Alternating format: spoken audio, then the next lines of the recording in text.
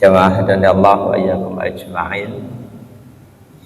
Di majelis Ramadan ini kita masih ada di bab sabar, bab ketiga, hadis yang ke-36 tentang doa Rasulullah sallallahu alaihi wasallam untuk umat yang menyakiti beliau. Jangan lantas merasa karena kita tidak hidup sezaman dengan beliau lalu kita merasa tidak bisa menyakiti beliau. Jangan. Karena di hadis yang lain beliau menyatakan man adali waliyan faqad fa'adantuhu bil haq. Siapa yang menyakiti kekasihku berarti dia menyakiti aku, dan siapapun yang menyakiti kekasihku aku umumkan perang dengan dia.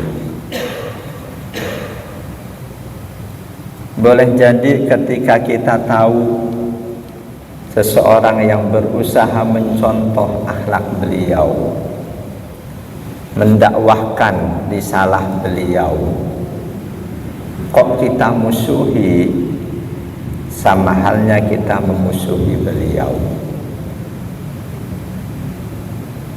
Kita sakiti orang-orang yang beliau sayangi, berarti kita pun menyakiti beliau.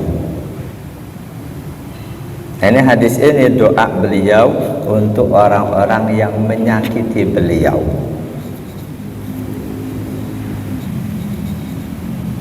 An Abi Abdurrahman bin Abdullah bin Mas'ud radhiyallahu anhu qala,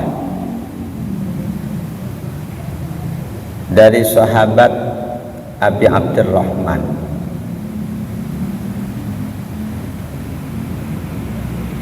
itu panggilan kunyah dari sahabat Abdullah bin Mas'ud bin Ghafil namanya Wafa bin Habib Al-Hadali. Sahabat Ibnu Mas'ud salah satu sahabat besar, bahkan dijuluki oleh Rasul sahabat yang paling faham fikih. Ada sahabat Zaid bin Sabit, oleh Rasul disebut sebagai sahabat yang paling faham faraid, ilmu waris. Ada sahabat yang oleh Rasul didoakan dan disebut sebagai sahabat yang paling faham Al-Quran.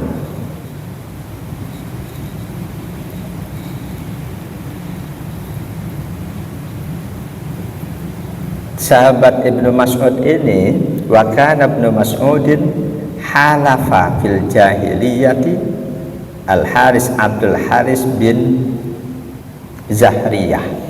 Di masa jahiliyah, sahabat Abdullah bin Mas'ud ada perjanjian kerjasama persekutuan dengan Abdul Haris bin Zahriyah.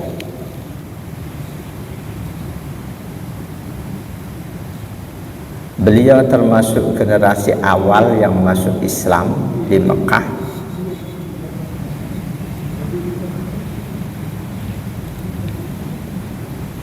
Pertama, kedua, ketiga sampai keenam, beliau orang keenam yang masuk Islam, termasuk generasi awal.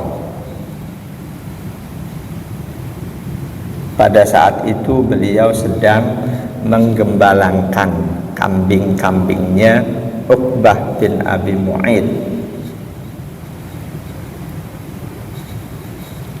Allah takdirkan beliau melihat mukjizat Nabi. Dari jalan melihat mukjizat itulah beliau Allah berikan hidayah Islam.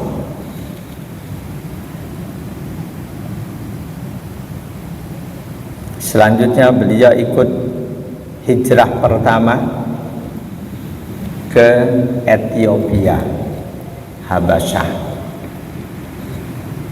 Ini hijrah pertama. Ke Madinah itu hijrah kedua. Beliau ke Ethiopia lebih dulu, lalu beliau hijrah lagi ke Madinah. Sejak peperangan fisabilillah yang pertama, perang Badar, beliau sudah ikut. Semua peperangan berikutnya, wal musyahadu kulluha, beliau ikut. Termasuk wasalla lil kiblatain, beliau salah satu yang ikut sholat, satu sholat dua kiblat. Ketika Allah perintahkan Rasulullah untuk menghadap ke Baitul Maqdis, dari sebelumnya menghadap ke Ka'bah, itu terjadi di tengah mengerjakan sholat. Atau sebaliknya, pada mulanya menghadap ke Baitul Maqdis, Rasul sangat merindukan untuk menghadap ke Ka'bah. Di tengah mengerjakan sholat, turun perintah fawalli wajhaka syatrul masjidil haram. Maka di dalam sholat itu, tanpa membatalkan sholat, Rasul merubah arah kiblatnya.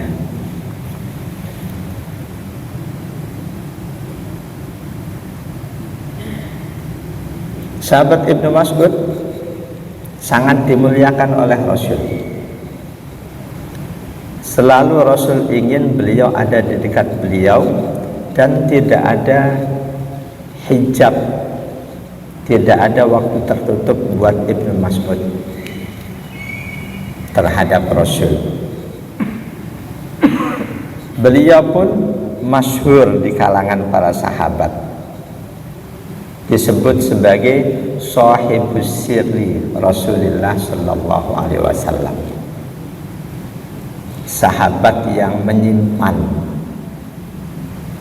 rahasia dari Rasul sallallahu alaihi wasallam.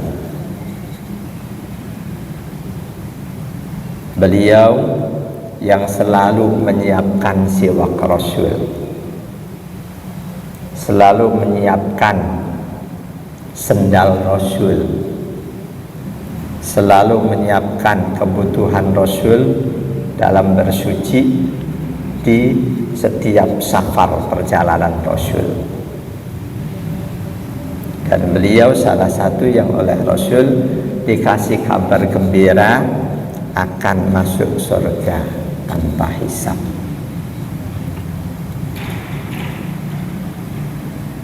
Ada satu ucapan Rasul, raditu li ummati ma radiyalaha ibnu ummi abdin. Aku ridho kepada umatku sebagaimana ridhonya Ibnu Ummi Abdin. Ini panggilan lain dari Ibnu Mas'ud. Apa yang Ibnu Mas'ud ridho terhadap umatku, maka aku pun ridho kepada mereka.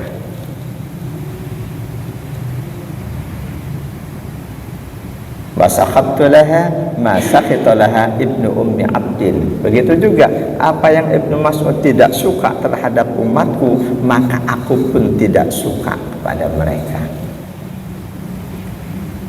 Ini satu penghargaan dari Rasul untuk sahabatnya.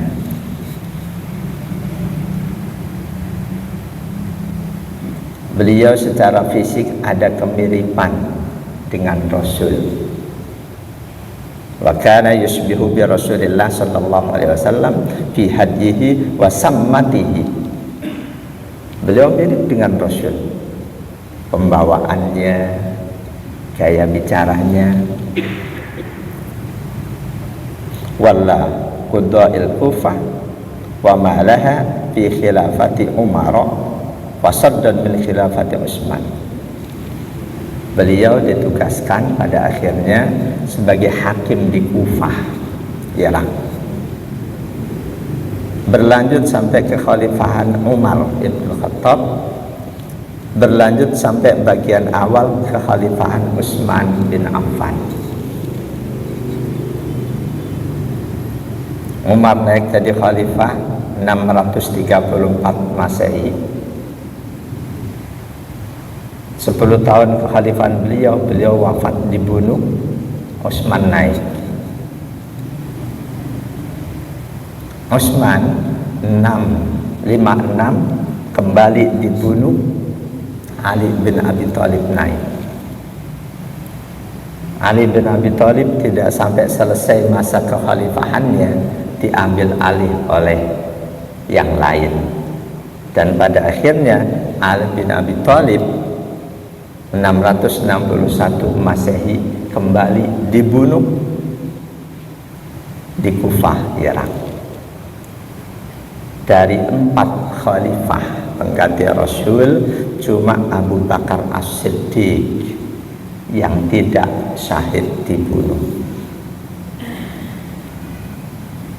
Dan itu menunjukkan bahwa sejak awal Islam, fitnah terhadap umat Islam itu sudah terjadi.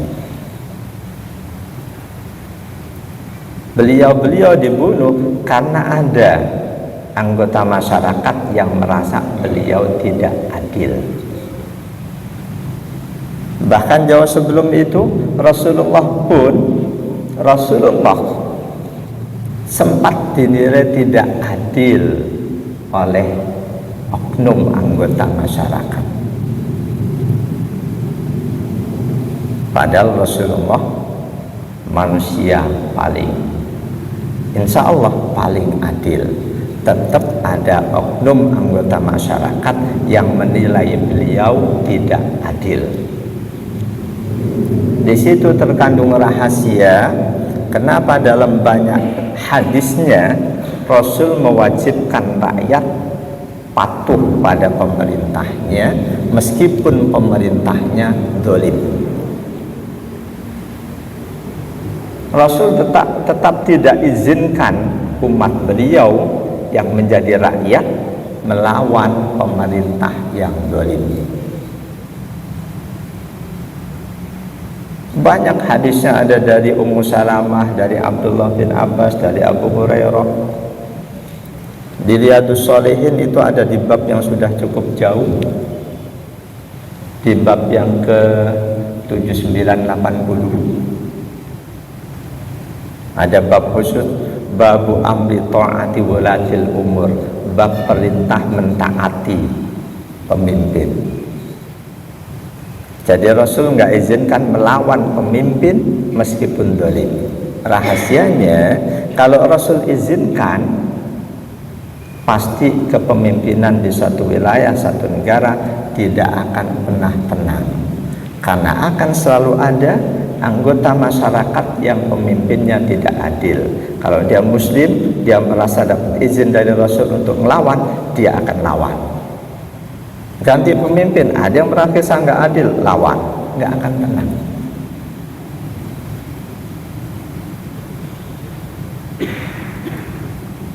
Jamaah dan Allah yakum ajma'in.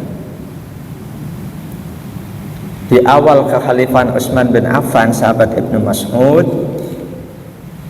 kembali ke Madinah. Allah tetapkan beliau wafat di sana. Tapi lokasi wafat beliau diperselisihkan. Ada yang menilai beliau wafat di Kufah pada tahun 32, usia 60 tahun. Sholat jenazahnya dipimpin Az-Zubair bin Awam malam hari. Dimakamkan di Baqi didasarkan wasiat beliau sendiri. Dan kebetulan ketika hijrah ke Madinah, beliau Ibnu Mas'ud dipersaudarakan oleh Rasul dengan sahabat Zubair. Beliau cukup banyak meriwayatkan hadis, walaupun nggak sampai ribuan, 848 hadis. Ada hadis beliau diriwayatkan oleh Bukhari Muslim. Ada yang Bukhari saja, ada Muslim saja, di samping ulama-ulama hadis yang lain. Kata beliau, ka'anni anduru ila Rasulillah sallallahu alaihi wasallam yahki nabiyan minal anbiya. Saat itu aku melihat seolah-olah Rasul itu sedang mengisahkan salah satu nabi, seolah-olah sedang mengisahkan salah satu nabi, padahal pada saat itu Rasul sedang mengisahkan diri beliau sendiri. Tapi gaya kisah Rasul, kata sahabat Ibnu Mas'ud, seolah-olah sedang mengisahkan nabi yang lain. Nah, ini boleh kita contoh. Misal kita punya satu kebaikan yang orang lain banyak belum mengerjakan. Kita berharap orang lain mengerjakan kebaikan itu, boleh kita kisahkan tanpa menyebut diri kita. Ada seorang teman yang begini, padahal diri kita sendiri. Itu yang lebih baik. Sebaliknya untuk hal yang tidak baik, nggak salah kita ngomong, pernah aku kepleset melakukan hal yang tidak baik misal. Jadi untuk kebaikan, sebaiknya kalau toh kita bermaksud orang lain mencontoh, jangan sebut bahwa itu kita sendiri yang melakukannya. Untuk ketidakbaikan nggak masalah, bagian dari tawaduk kita, rendah hati kita, kita sebutkan aku pernah kepleset melakukan sesuatu yang dilarang oleh Rasul misal. Kata Ibnu Mas'ud, ka'anni anduru ila Rasulillah sallallahu alaihi wasallam yahki nabiyan minal anbiya. Seolah-olah aku melihat Rasul sedang mengisahkan salah satu nabi.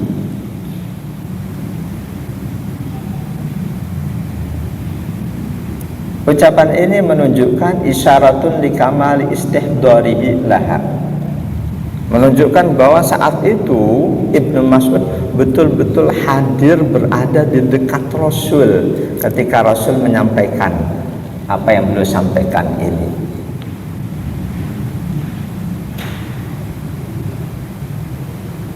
Seolah-olah Rasul sedang mengisahkan salah satu dari nabi-nabi sebelumnya.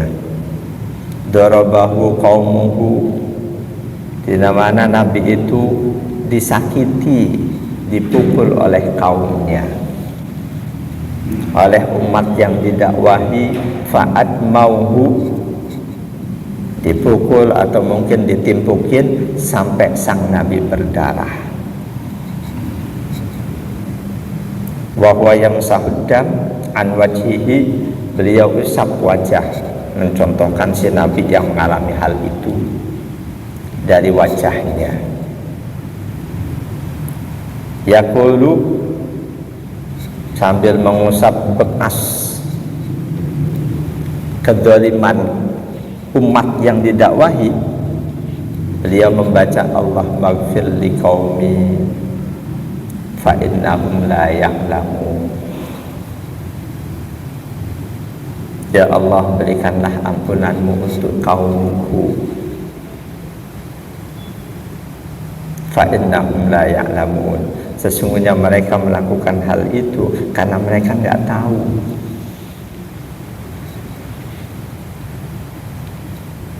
Ini Rasulullah disakiti oleh orang-orang yang diajak menuju surga, tidak ada kemarahan sedikit pun. Tidak ada kemarahan sedikit pun.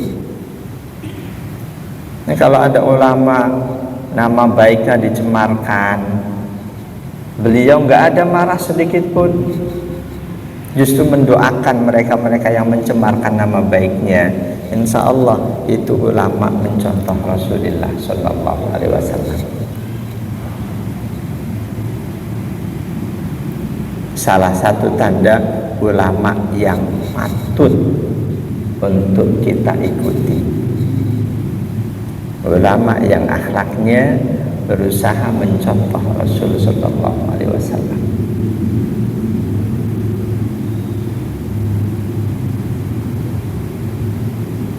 Kata Abu Alan Al-Ansari, fi hadhihi al-jumlati anwa'un min as-sabr wal hikam. Pada apa yang terjadi ini, terjadi pada Rasul, lalu doa Rasul, ini terkandung bermacam-macam wujud kesabaran dan hikmah yang patut kita teladani.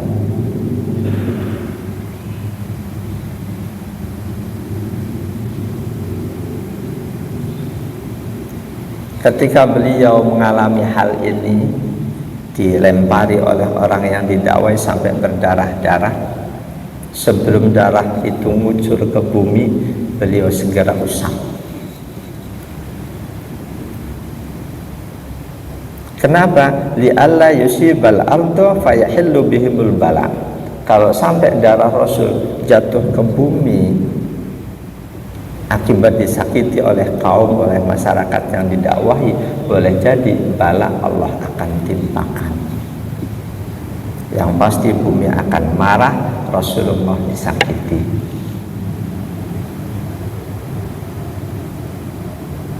Yang kedua, dari doa dan sikap Rasul, annahu qabala jahlihim bifadlihi. Beliau balas kebodohan umat yang didakwahi dengan kemuliaan, dengan doa keutamaan. Allahumma hdi qaumi fa innahum la ya'lamun. Ya Allah, berikanlah petunjukmu untuk kaumku. Mereka melakukan hal ini karena mereka enggak tahu, karena mereka jahil. Setiap orang dinasihati kok marah, itu jahil dia. Berhadapan dengan orang jahil, Rasul kasih contoh. Kalau kita marah-marah, sama jahilnya kita dengan dia.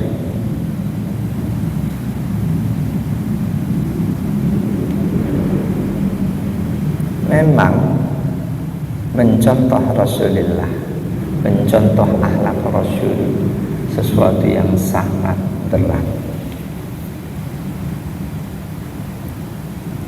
Lebih mudah mencontoh ibadah Nabi dibanding mencontoh akhlak Nabi.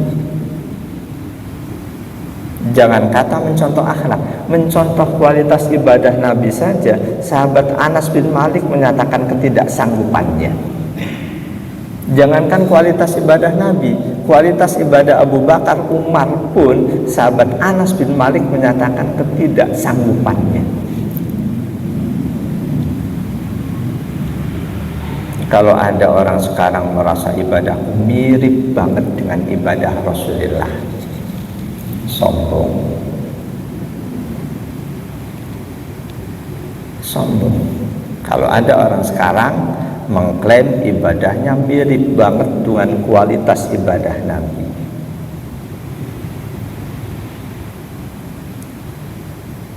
ucapan sahabat Anas bin Malik ketika Rasul mendapat pertanyaan dari seorang badui, pertanyaan tentang kapan kiamat terjadi.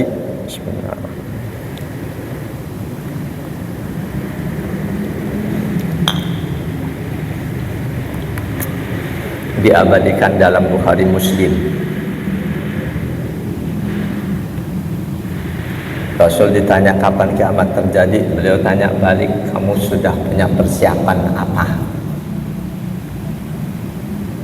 Si badui jujur, memang si badui ini bukan salah satu sahabat yang ibadahnya paling hebat, ibadahnya kelas biasa.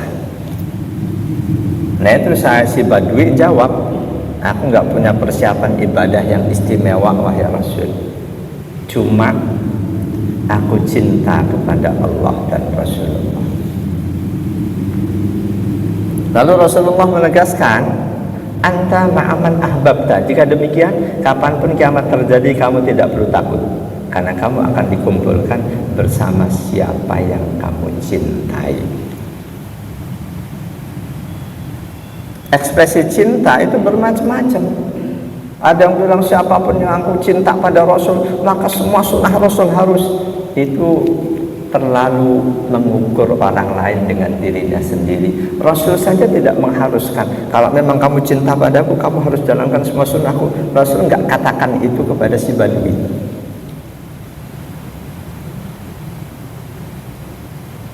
Rasul yakin dengan ungkapan kata si Badui, aku enggak punya bekal apapun wahai Rasul untuk menyambut kiamat kecuali aku cinta kepada Allah dan cinta kepada Allah. Rasul langsung tegasin, anta ma'aman ahbabta. Jika demikian, kamu akan dikumpulkan bersama siapa yang kamu cintai. Saat itulah sahabat Anas bin Malik seperti mendapatkan sesuatu yang amat sangat membahagiakan beliau.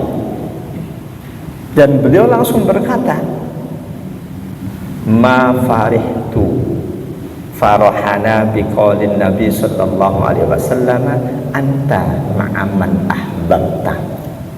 Sungguh aku tidak pernah merasa bahagia sebagaimana bahagiaku mendengar ucapan Nabi, engkau akan dikumpulkan bersama siapa yang engkau cintai.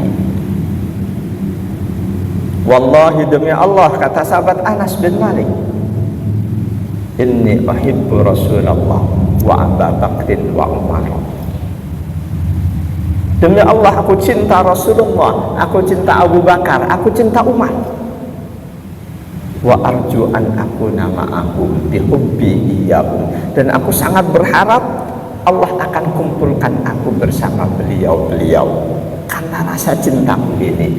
Wa illam a'mal bimisli a'malihim, meskipun aku tidak akan sanggup beramal, beribadah sekualitas ibadah beliau-beliau Rasulullah, Abu Bakar dan Umar. Jamaah dan Allah ya ajmain. Jadi Rasulullah membalas kebodohan umat yang didakwahi, diajak masuk surga, diajak ikut jalan Allah, kok justru melempari beliau dengan batu. Beliau balas sikap mereka dengan keistimewaan beliau, dengan keanugerah beliau, dengan didoakan, Allahumma gfir qaumi, Allahumma hdi qaumi fa innahum la ya'lamun.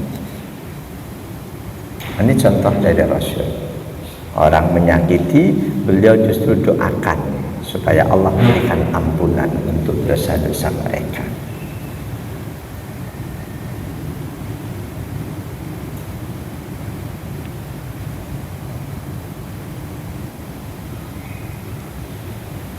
Jamaah dari Allah wa iyyakum ajma'in.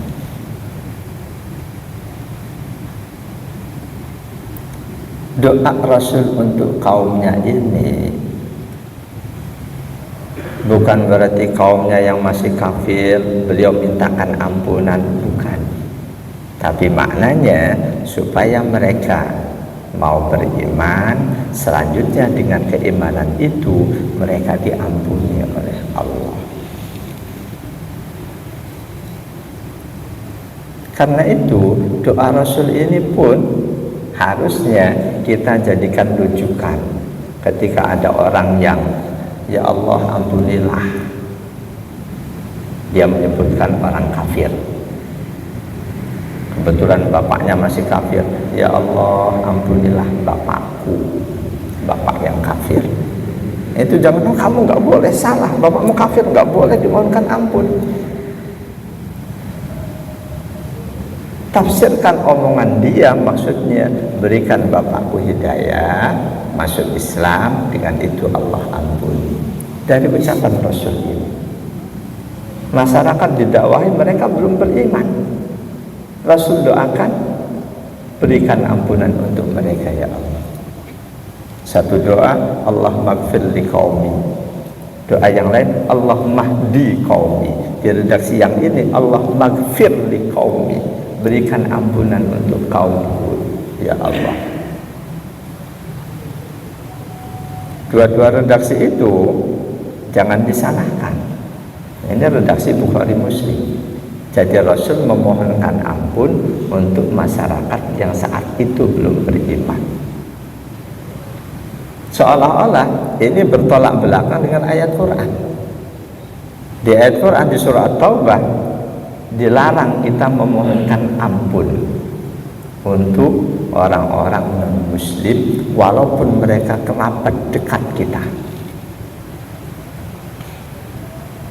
Di ayat Quran kita dilarang memohonkan ampun untuk orang-orang non-muslim meskipun mereka kerabat dekat kita.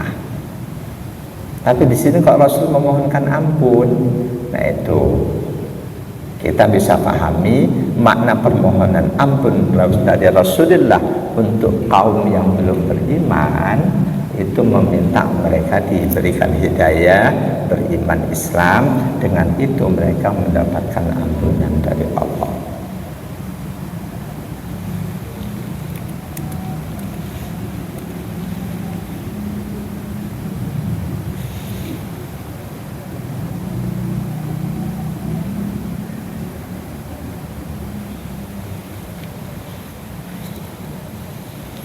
Di Al-Quran At-Taubah ayat 113, larangan memohonkan ampun untuk non-muslim.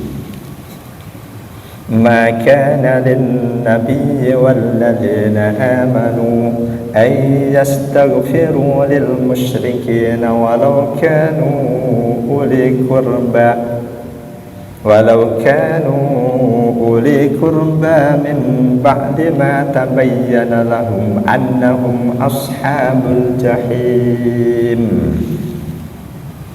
Tidak boleh, tidak pantas bagi Nabi dan bagi orang-orang yang beriman memohonkan ampun untuk orang-orang musyrik, untuk orang-orang kafir meskipun mereka kerabat dekat, sesudah jelas bahwa mereka tempatnya neraka jahim. Kenapa Rasul di hadis tadi kok memohonkan ampun? Nah itu harus ditafsirkan. Rasul tahu At-Taubah 113 ini. Makna permohonan ampun untuk kaumnya yang belum beriman itu permohonan Allah berikan hidayah, mereka berislam, beriman, dengan itu Allah berikan ampunan.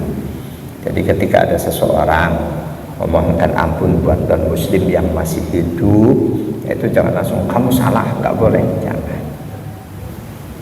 Beda halnya kalau non-muslim itu sudah mati. Masa udah mati dimintakan hidayah? Itu mutlak nggak boleh.